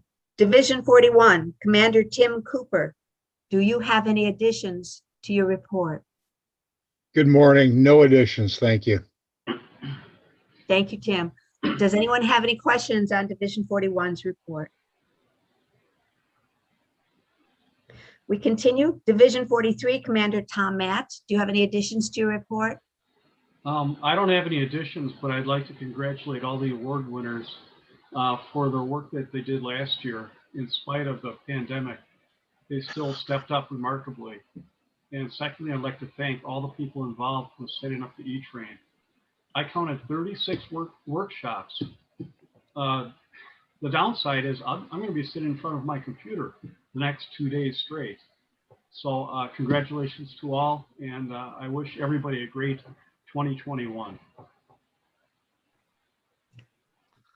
Thank you. Does anyone have any questions regarding Division 43's report? Division 45, Commander David Rappy, do you have any additions to your report? No, ma'am, no additions. Thank you. Are there any questions regarding Division 45's report? Division 47, Commander William Meehy, do you have anything to add to your report? My report stands as submitted. However, I will just mention, I just received word that we had a longstanding member out of our Fond du Lac flotilla, 47-01, who crossed the bar, Thomas Greavy, who's been a member of the auxiliary since 1985, crossed the bar here 2 days ago. That concludes my comments. So sad to hear that, Bill. Does anyone have any questions regarding Division 47's report? Thank you all for your patience. Now I turn it over to you, I believe, Commodore. Okay, thank you very much, Pam. Outstanding job on the reports, guys. I really appreciate everybody that took the time to submit them. I appreciate Ruth for organizing and coordinating, and then likewise for everybody's engagement in reading them and understanding what's going on around the district. So that is really outstanding. And now, in terms of old business, I do not have any old business. I looked through the records from the minutes, and it appears that we are caught up on all of the activities and all of the business that we engaged in the last couple meetings. As far as new business is concerned, I solicited the board via email for anything that they would like to bring up and have on the agenda. That was designed to make sure that any new business got proper attention and preparation with sufficient time for people to absorb the background and then to be able to come in and have an informed discussion. We did not receive any new business from the board members. So with that, I believe that takes us to the end of our meeting in great timing. We're almost a half an hour ahead of schedule. I would like to reiterate my thanks to everyone who joined us and everyone who participated. The award winners, outstanding work. Congratulations to all of you. And to the YouTube folks, thank you for joining as well. I hope you got something out of this, even though you weren't able to directly participate.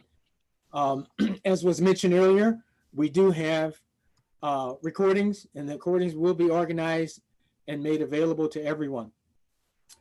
Harvey, quick question. Go ahead, Commodore.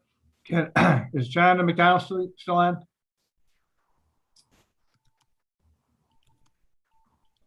Yes, Commodore. All right, I just wondering, what was the high water mark for the YouTube view? It was 33, I believe, at one point. We're sitting at, well, it just went down to 26 from 27 right now. Okay, thank you. That's all. Yep. Very good. Okay, please make note of the next scheduled meeting at the bottom of your agenda, 15 October 2021. That's a Friday. We're going to go back to our Friday afternoon board meetings in the Hilton, Doubletree, and Lisle, Illinois. At least that is the plan at the moment. And let's all keep our fingers crossed and knock on wood that we're going to be able to, by that time, be back into almost full normal mode here. And of course, we've learned a lot from going through this pandemic, and we've learned to leverage technology to an extent that I didn't see coming at all. I mean, I'm very pleased with what we've been able to do, not only in terms of meetings and conferences, but missions and the whole 9 yards. So one of the things that I'm charging the conferences committee to do is to maintain and bring forward the best practices that these virtual meetings have surfaced. As we return to normal and we return to in-person, let's not lose any of that. Let's find a way to get the best of both worlds, both in-person and virtual, and when we go forward. So hopefully we'll have some of that to share with you at the next meeting in October. With that, I'm going to entertain a motion to adjourn. So moved. Tom Matt, 43. Second, Tim Derry. There is a second. We have. Okay, and again, I will not ask for all in favor, but I will ask for the nays only. Hearing none, have a great day, guys. And don't forget, we've got lots more coming on the E-Train virtual session starting at 12:30 Central.